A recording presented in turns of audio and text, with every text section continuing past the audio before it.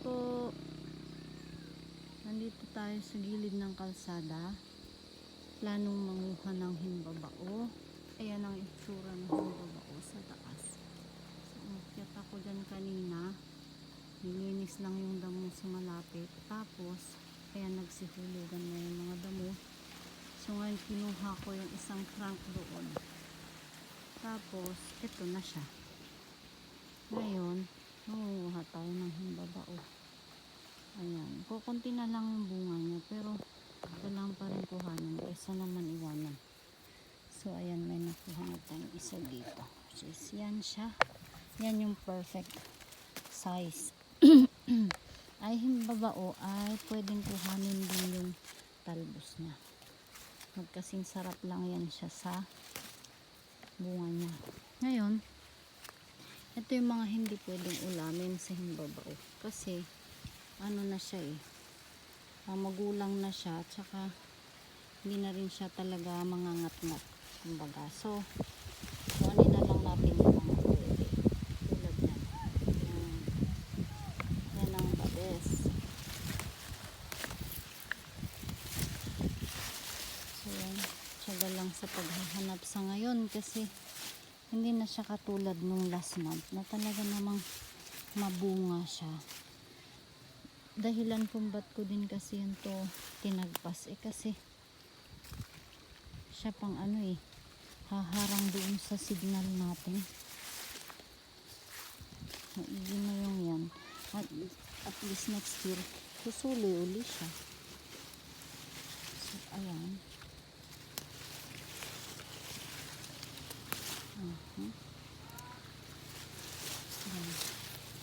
Papanibago kasi kukunti na lang talaga yung bunga niya, unlike last month.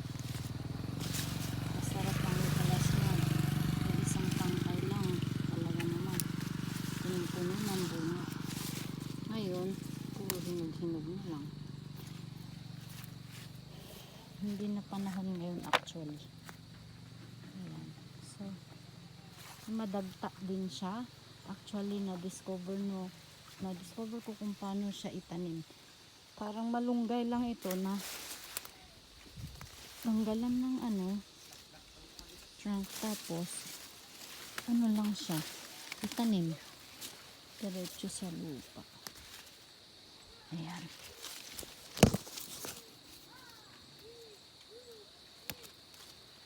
Nang hindi pa nakatikim ng himbabao, tikman na lang, mali kayo sa palengke.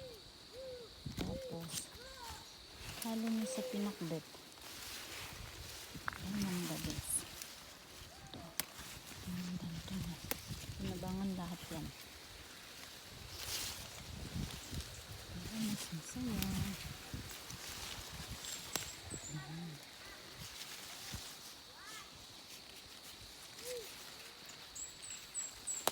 Malapit na itong magmagulang. Pero pwede pa siya.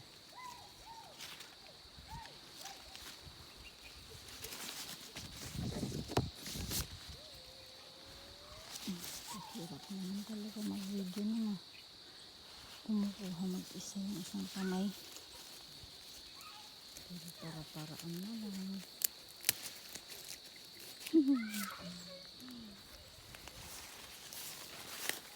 Madagta lang yung nakakainis sa kanya. Pero ganyan yung santol lang ba.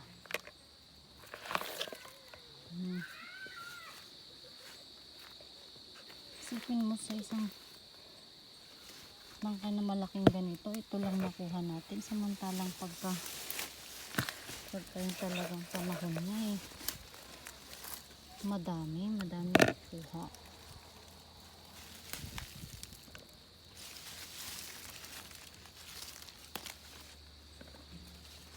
Pagka nga kinuhanan ito, mas masuloy pa next year kasi mas lalong ma-encourage na mag-regrow sila.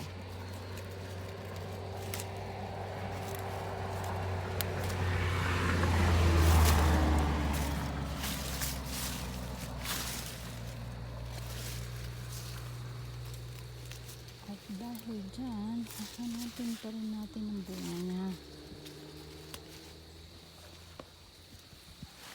Ipon din tayo. Wala kayo sa akin.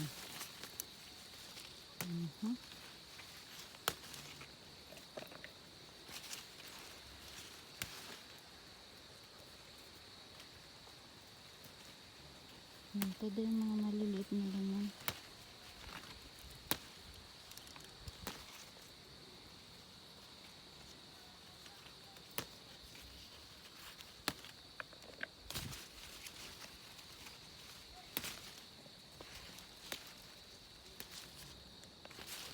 Alukon sa Ilocano.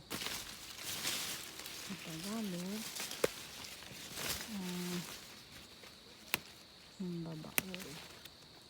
Oh, may nahulog. Sayang din eh.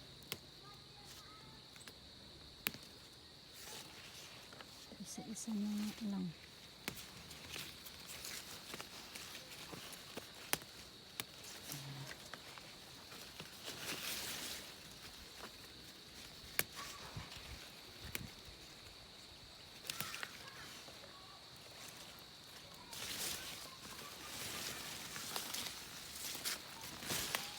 Ngayon, hindi ko kakalimutan yung nahulog. Kasi kasama yan sa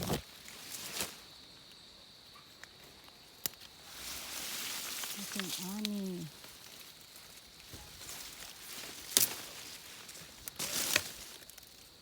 Yung trunk siguro ang gagawin ko dito, itanim ko ulit para next year tamang-tama mamumunga na yan kasi ang laki-laki ng trunk eh.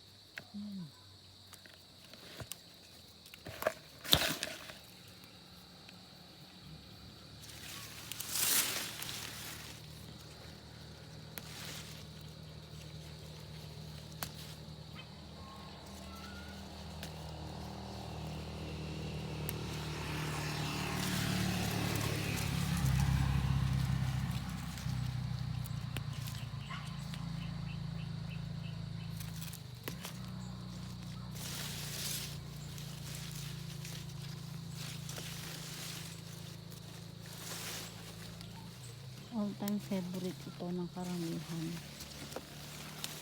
Ang gusto nila yan. Kaya nga ang mahal-mahal nito pag sa palengke. Kasi bihira lang.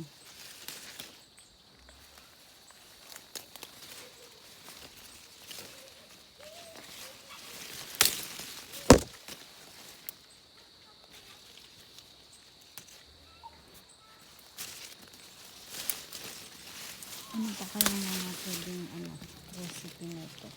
Baka naman pwedeng pakita ng down below na lang po. Kasi kung saan-saan ko lang ito sinasakit.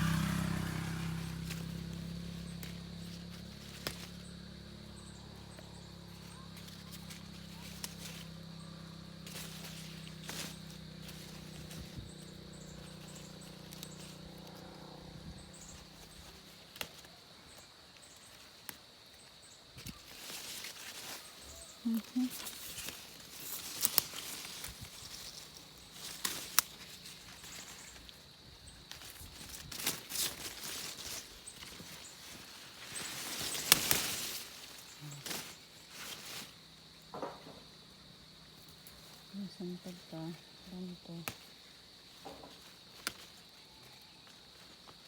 Tsagaan lang ang buhay sa probinsya eh.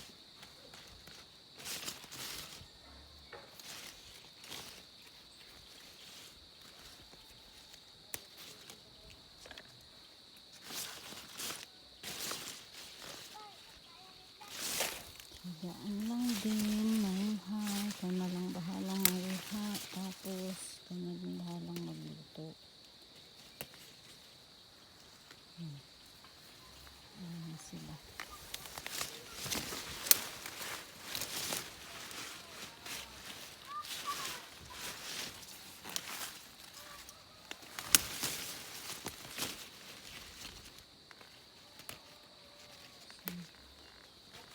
siguro.